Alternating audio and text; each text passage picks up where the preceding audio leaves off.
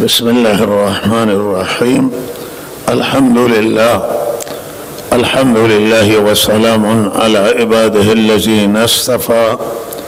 أما بعد، فأعوذ بالله من الشيطان الرجيم. بسم الله الرحمن الرحيم. وإذ جعلنا البيت مثابة للناس وأمنا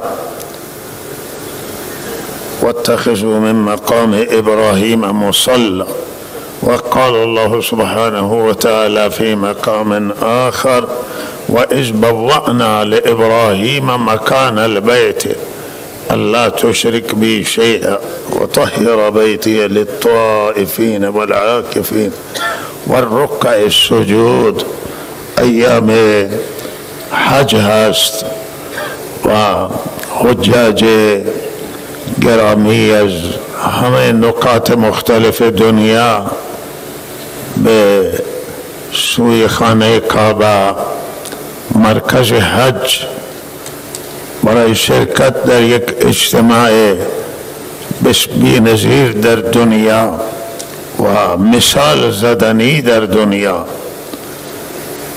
دارن سرازیرند و میروند و حجاج وطن ما، کشور ما هم دارن به حج میروند.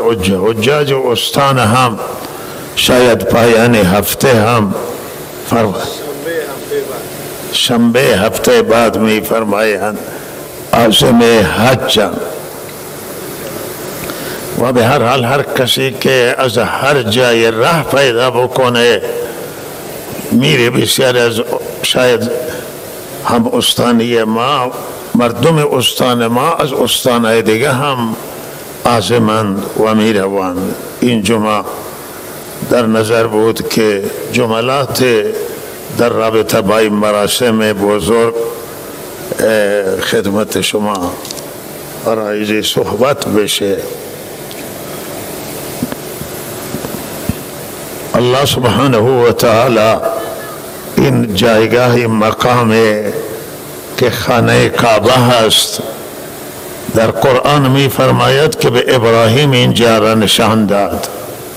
ابراهیم را الله دستور داد که زن و بچه‌اش حضرت هاجره و اسماعیل علیهم السلام را به اون جایی که فرشته راهنمایی کرد ببره. الله تعالی راهنمایی کرد کنار خانه کعبه و نشان داد که اینجا محل بیت پروردگاره و این اولی بیتی که الله تعالی در قرآن می فرماید وضع للناس گذاشته شد برای مردم. و بعضی بسیاری همین تفسیر می کنند که وقتی آدم علیه السلام را الله به زمین آورد از بهشت و اولی خانه را که حضرت آدم تعمیر کردن به راهنمایی الله تعالی بیت الله الحرام بود. لہذا اولی بیتی که در دنیا بنا شده است خانه مردم نبوده بلکه خانه خدا بوده است و بیت الله الحرام. و بعض میگن اول بیت مراد اولی خانه عبادت، اولی عبادتگاه در دنیا که بنا شده است خانه کعبه بوده. و میگه حضرت آدم و اولی تفسیرانی که اول حضرت آدم خانه خدا را بنا کردن، بعد حضرت آدم خانه خودش را بنا کرد. و دومی تفسیرانی که اولی عبادتگاه در دنیا بیت الله الحرام و قبلا بعضی میگن فرشتگان اینجا خانه کعبه را بنا کردن، بعضی میگن حضرت آدم بنا کردن. و اگر فرشتگان و آدم بنا کردن ولی در اثر بارندگی و سیلابها این خانه کعبه از بین رفته بود و تبدیل شده بود به تپه خاک.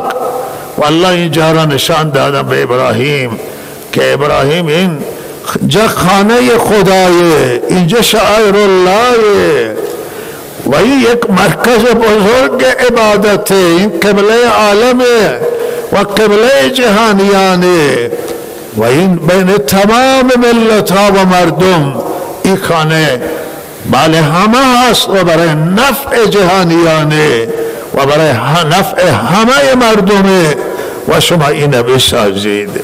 लिहाजा ही एक मरकज बैनुल मलली हस्त, एक मरकज जहानी है, इन मरबूत में हिच कैसे नहीं, इन मरबूत में अल्लाह है, वह अल्लाह इन बैतला बेसे ये खुद अश निस्बत दादे, वही भी अल्लाह ताला मंसूब है।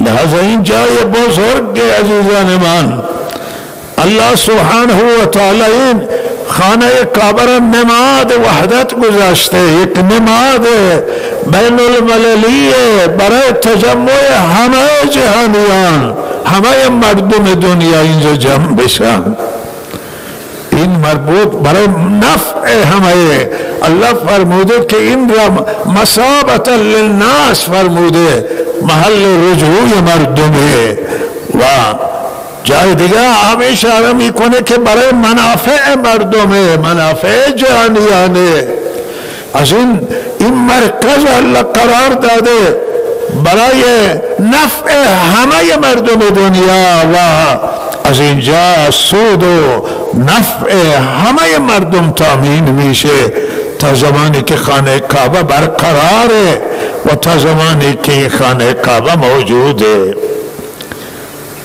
क़ुर्ब क़ियामत रिवायात इन तौर निशान उम्मीद है कि खाने काबा वैरान मिशे व वक्त खाने काबा मा वैरान मिशे हज उम्र सूरत नगीरे दिगा बर जहानियान अल्लाह क़ियामत बरफान हुई कोने वह दर क़ुर्ब क़ियामत का अतबो खाना काबा अज़ीज़ान मन यकी अज दरबार अल्लाह ताला हमारे मसाजिद खाना खुदान बेल्लाह निस्बतन वले इन क़िबले हमारे मसाजिद व इन बुजुर्ग तरीन इबादत गाह दुनिया ये तमाम मसाजिद इबादत गाहन वले इबादत गाह मरकजी व बुजुर्ग तरीन इबादत गाह खाना काबा कि एक रकात नमाज दरान जा 100,000 रकात जाए दिगर हस्त 100,000 रकात इंजा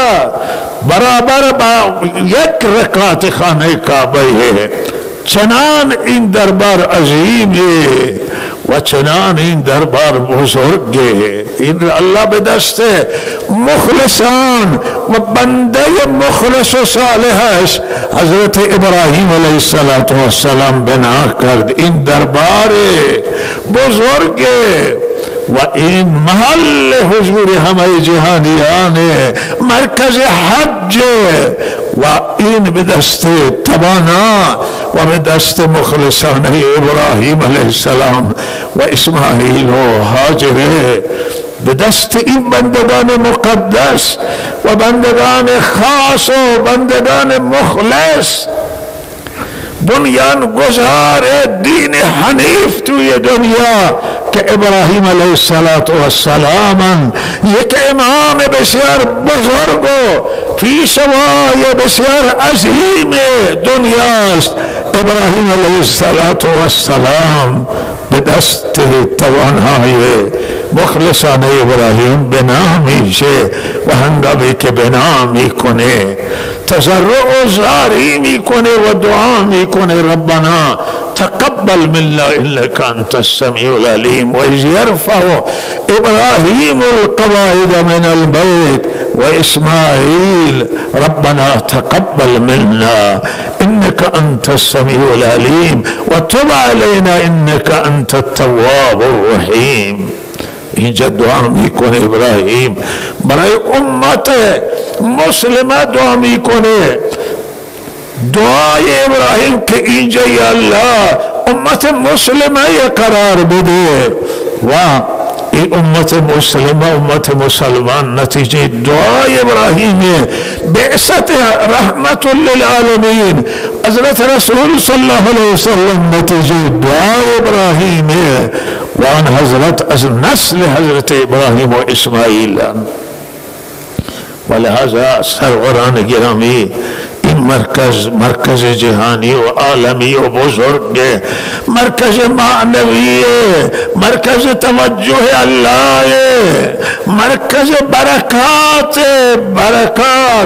ta ancak روزه هم بازو میگن به من 100,000 روزه جای دیگر یک تسبیح 100,000 تسبیح جای دیگر یک ریال انجاز به فقرا و مساکین خرج کردن و صدقه همین ثواب داره. حدیث در رابطه با نماز وارد شده است که یک نماز 100,000 و این عزیزان من فرصت و برکات که هیچ جای دنیا شما این برکت نمی بینید و اینجا یک نماد از عشق این شاعر الله و بزرگترین شاعر الله خانه کعبه است و یادگار و نشانی دین الله یادگار و نشانی توجه الله تعالی است صفای مروه است و همه شاعر الله مسجد الحرام صحرای عرفات صحرای مزدلفه منای که اینا گذشته صحرا بودن الان شبه صحرا هستن بهرحال و این صحرا همه شاعر الله نشانات پروردگاران یادگار دین الله تعالی است. اینجا حج فرضی که آخرین رکن دین اسلام و سال 9 هجری بعض 8 هجری و سال اصل 9 هجری فرض شد حج و سیدنا ابو بکر صدیق رضی الله تعالی عنہ حضرت سرپرست حج قرار دادن به سیدنا علی رضی الله مأموریت اعلان براءت دادن و سال دهم خود آن حضرت 10 هجری حج کردن و بعد از چند ماه به ملاقات الله شتافت.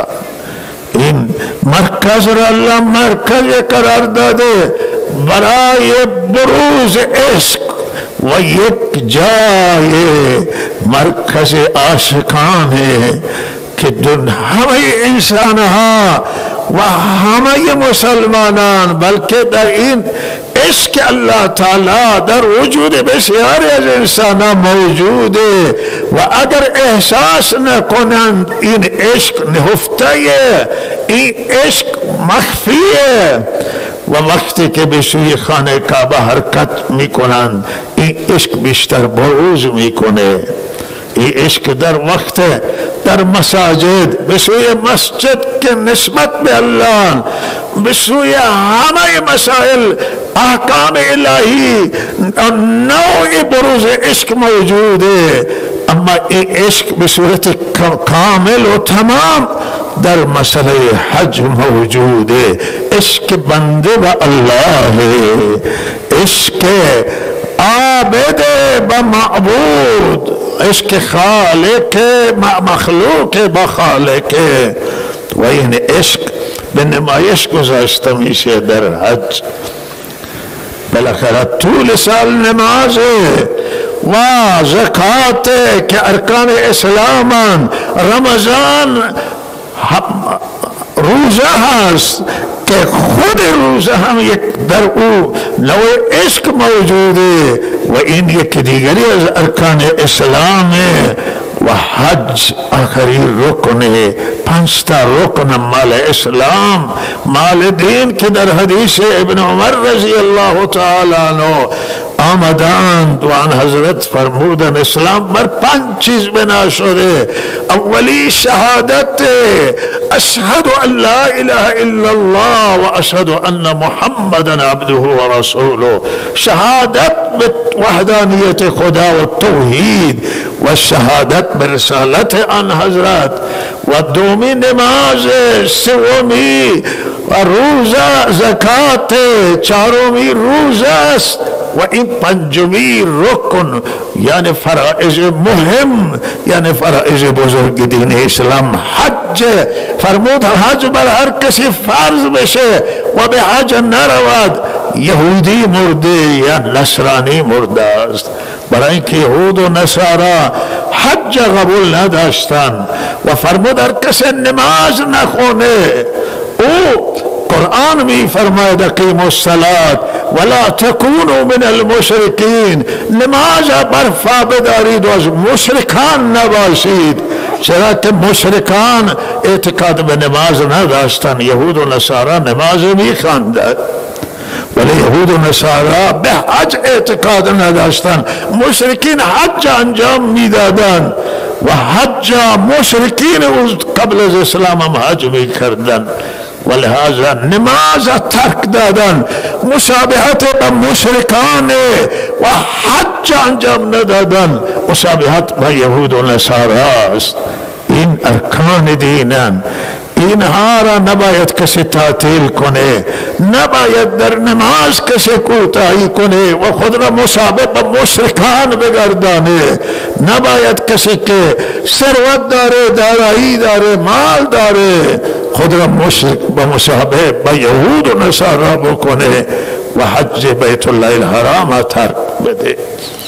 من عرض کردم که در حج عبادتی است که در واقعا نماد از عشق و مظاهره عشق و این انسان ها عاشقانه به سوی خانه کعبه سرازیر میشن، بالاخره غسل میکنن، نظافت میکنن و 2 چادر میپوشن، سر برهنن و پا برهنن، یک دم پای معمولی به پا میکنن و تلبیه میگوین لبیک اللهم لبیک لبیک لا شریک لک لبیک، حاضر دربار تو هستیم الله و وحدانیتت و توحیدت شهادت ادا میکنید و لحظه همه دنیا و زندگی را فراموش میکنه حاجی و با تمام وجود به سوی خانه کعبه متوجه. و من یک خاطره از یادم نمیره که 1 سال عمره رفتیم و یک بچه کوچک همراه بود با ما و وقتی که اینا در شجره محل احرام در مدینه که به خانه کعبه میرن 2 چادر کوچک به تنش دادن، این شروع کرد به گریه بچه کوچک، منا چرا گدا کردید، منا گریه کرده که منا چرا گدا کردید. آی حاجی ها لباس گدایی به تن میکنن، لباس معمولی به تن میکنن و با یک عنوان خود را به صورت مردعا در میارن که به بارگاه خدا میروند که حاضر بارگاه الله بشه. همه که میمیرن کفن پوش میشند و میرن به دربار الله.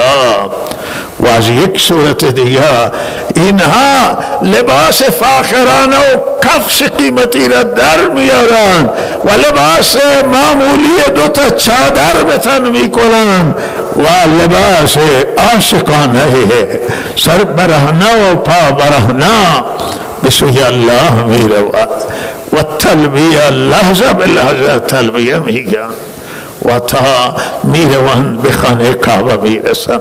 یاد از حضرت علامه مولانا عبدالعزیز رحمت الله علیه مولانا گریه میکردن که اون زمانه امکانات کمتر بودی، حاجی ها ساعت 9 و 10 می آمدن برای نماز می نشستن تا ساعت 1 که نماز برگزار می شد، سر آفتاب بسیاری غش می کردن و بیهوش می افتادن.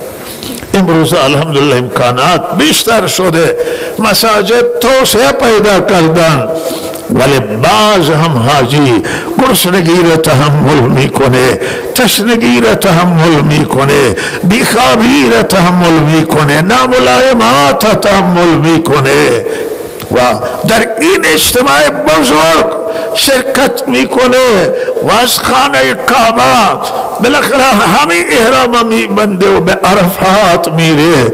آنجا در خیمه ها هست، با محدودیت امکانات روبروی همه محدودیت ها و سختی را تحمل میکنه.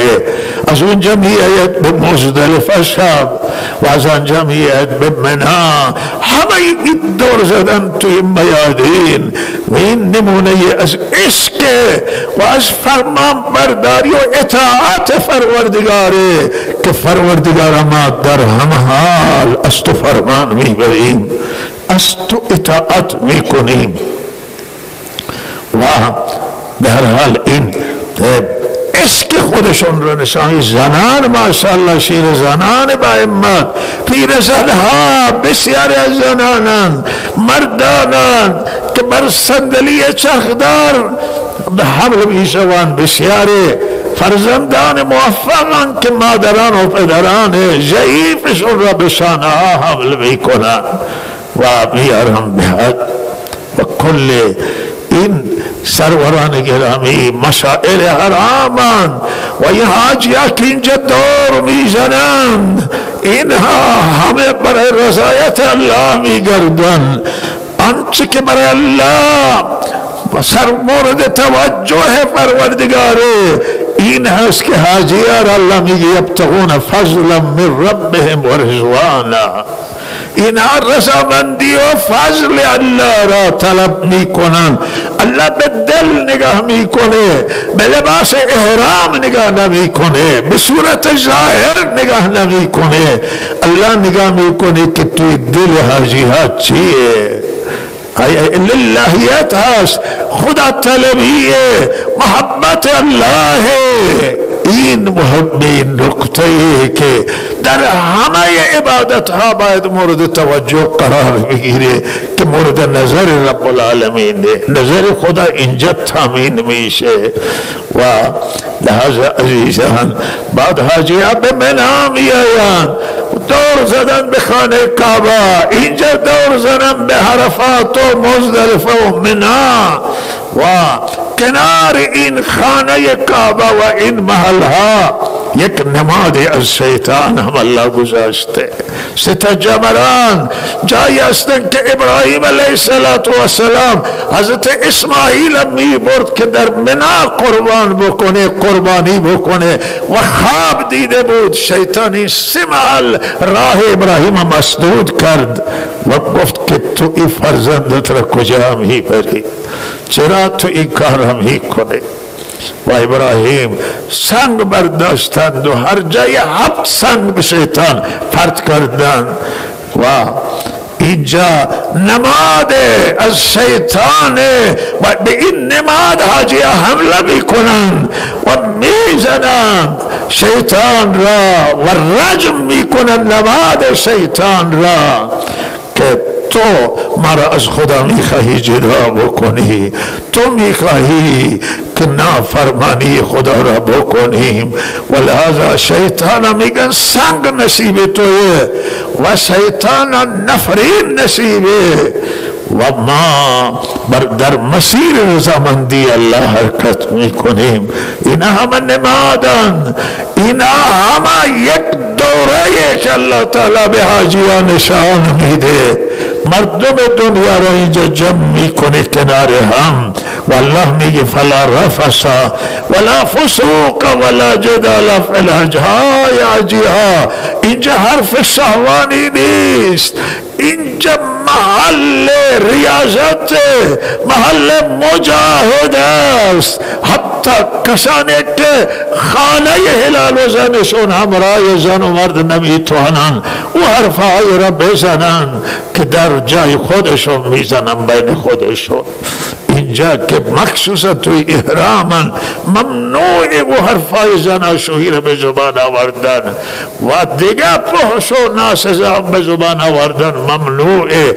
اینجا گناه نیست، اینجا جدال و اختلاف نیست و لہذا همه اینها یک نماد، یک دوره است در واقع از فرمان برداری اطاعت بدون چون و چرا باید خدا را فرمان ببریم.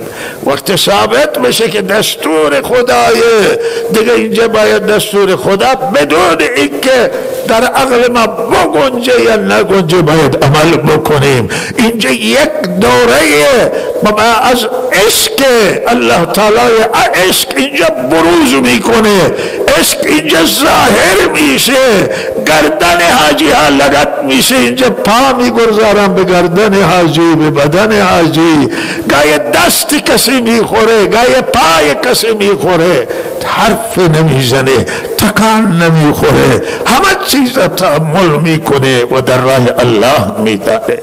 اینجا یک سروران گرامی، یک نمایش از مرگ و فوت و صحرای محشر و صحرای قیامت.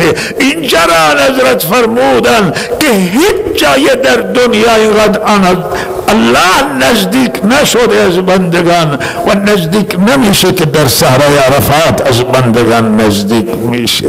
و فرموده هیچ جای شیطان اینقدر حقیر و ذلیل نشده که در صحرای عرفات وقت دعا را الله قبول میکنه، وقت گناهان را الله میبخشه، شیطان ذلیل و خوار میشه و شیطان رسوا میشه که از بندگان گناه گرفت و الله راضی شد و چنان بخشید توبه‌کاران صحرای عرفات که تازه از مادر متولد شدند.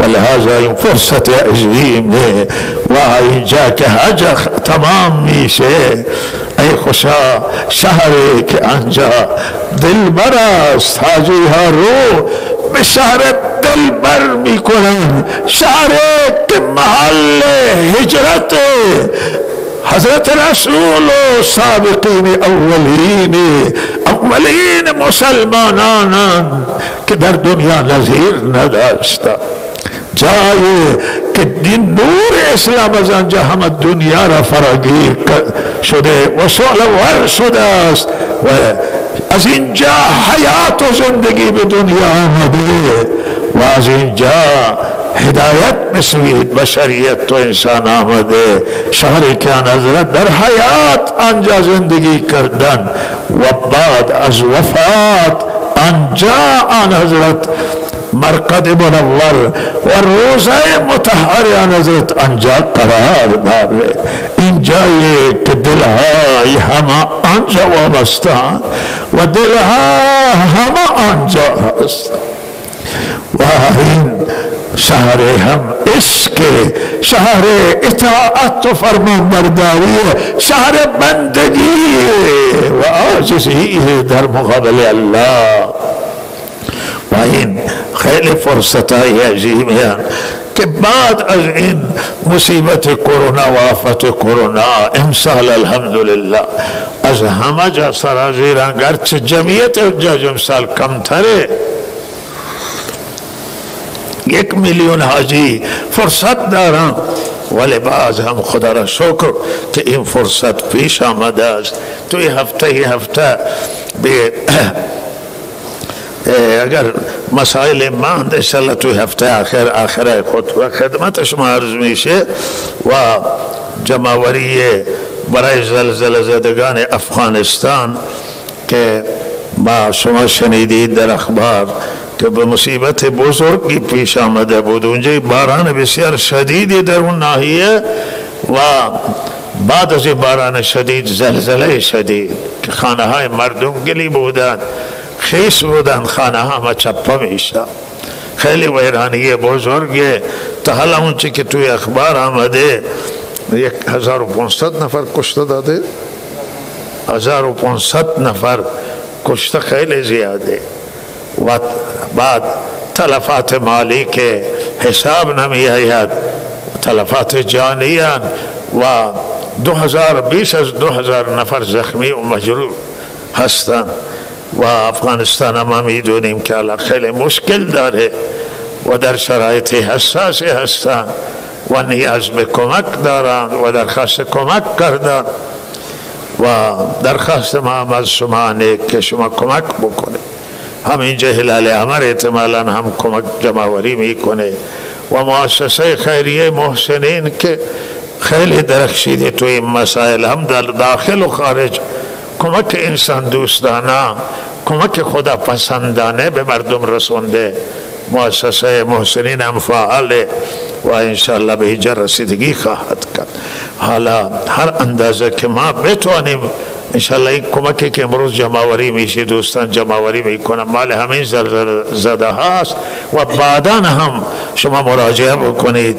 کارتخانه است، امروز هم این کارتخانه فعال باشند برای همین زلزله زده ها و بعدا مراجعه کنید به مؤسسه و به اتاق خیرین و برای زلزله زده ها پول جمع‌آوری بکنید.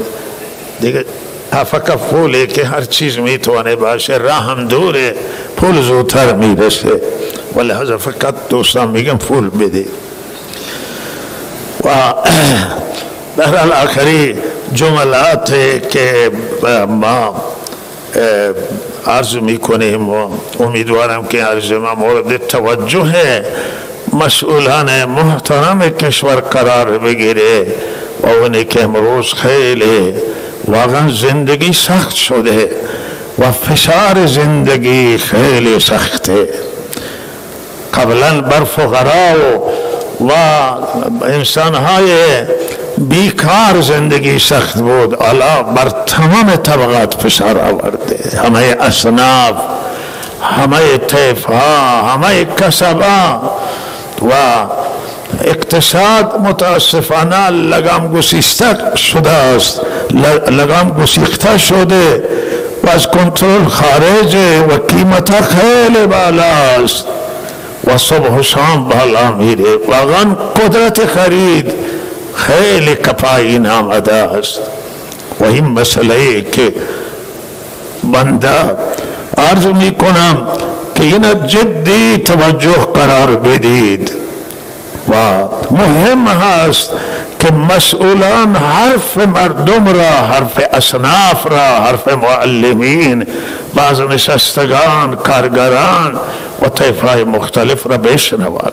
واقعا گاهی سفره را میبینیم که بعضی به بالای سر گرفتند و توی خیابان ها میگه سفره خالیه، قلب انسان درد میشه. هر اندازه قلب سخت باشه که این ملت شریف ایران، مردم عزیز ایرانان میگن که ما گرسنه‌ایم و فریاد تنگ دستی و مشکلات خودشون را میزنند. مسئولان محترم بشنوید شما حرف اینها را و قرآن عظیم الشان از منافقین جمله نقل میکنه که به حضرت رسول میگفتن هو اذن، آن حضرت صرفا گوشند و هر کسی حرفی داشته باشه میشنوند. و الله میگه آی بدبختا، آن حضرت که صرفا گوشم به نفع شمایه، به خیر شمایه، هم از خدا میشنود و هم حرف شما را میشنوه. این تعلیم برای ما که مسئولین به صرفا گوش بشن. مسئولی که صرفا گوش نباشه با او بر سیره آن حضرت قرار نداره و بر روش آن حضرت نیست. مسئولان باید گوش باشن، مسئول باید در میان مردم باشن. برید توی خیابان ها جایی اگر کسی اعتراض میکنه حرفش را بشنوید که چه میگه و مشکلش را حل کنید. و شما به هر حال این درهایتون را بیشتر باز بگردانید و از دانشگاهیان و از حوزویان و از نخبه های این کشور مشورت بگیرید. و شما را چه مشورت میدن؟ حکمت در اینه که بالاخره برای این ملت چاره‌جویی بشه و رسیدگی بشه به این ملت. این مسئله ملت از تمام سیاست های ما اولویت با این مردم هست. معیشت مردم، اقتصاد مردم، نان مردم اولویت اوله. بقیه سیاست ها بعدن و سیاست ها را تغییر میدید و از خیلی وقت است که حالا به عنوان یک طلبه شهروند خیرخواه ما و دلسوز این اداره میدیم و دیگران هم گفتن در المهمه که سیاست ها تغییر بخوره و بالاخره به حرف مردم توجه بشه، سیاست ها را به نفع مردم تغییر بدید، سیاست ها را به نفع کشور تغییر بدید، نگاهتون نگاه درونی را قوی کنید از نگاه بیرونی. بعد حرف دوم اولویت بعده، اگر هر اولویتی را در نظر دارید بیرون، اولویت اول به ملت ایران، مردم ایران. من و شما هر چه داریم از این ملت داریم، این ملت ولی نعمته و ملت اصناف ملت مورد توجه قرار بدید، فشارها را کمتر کنید و به جای که کسانی را بگیرن زندان کنن از معترضان. من اعتقاد ندارم به این، معتقدم که حرف اینا را بشنوم، مشکلات اینا را حل کنید. مدیر محترم کل برق آقای مهندس فرند مطلق مهمان شما بود و از شما درخواست کرد به صرفه‌جویی در این شرایط حساس و هم صرفه‌جویی برق، هم صرفه‌جویی آب و هم سایر صرفه‌جویی ها مهمند و انشاءالله اینا را داشته باشید و آینده تایید میکنید. منتها یک جمله در سخنان بنده اضافه بکنم، این خاص ملک ما نیست، بنده به همه، هم به اینجا میگم هم به کشورهای دیگه و هم جوار که حکومت کردن این خلافت خدا هست. خلافت خدا به معنی خیلی ظرفیت بزرگی، این ظرفیتی که همه بندگان باید ببینید، اقوام ببینید، مذاهب ببینید، اصناف ببینید و این خلافت خدا زمان مورد رضایت خدا قرار میگه که دید هم دید الله باشه، نظر الله باشه، دیدتون وسیع بگیرید و بلند بگیرید، تحملتون بالا بگیرید، بالا ببرید تحمل و ظرفیتتون را، همه را ببینید، حرف همه را بشنوید.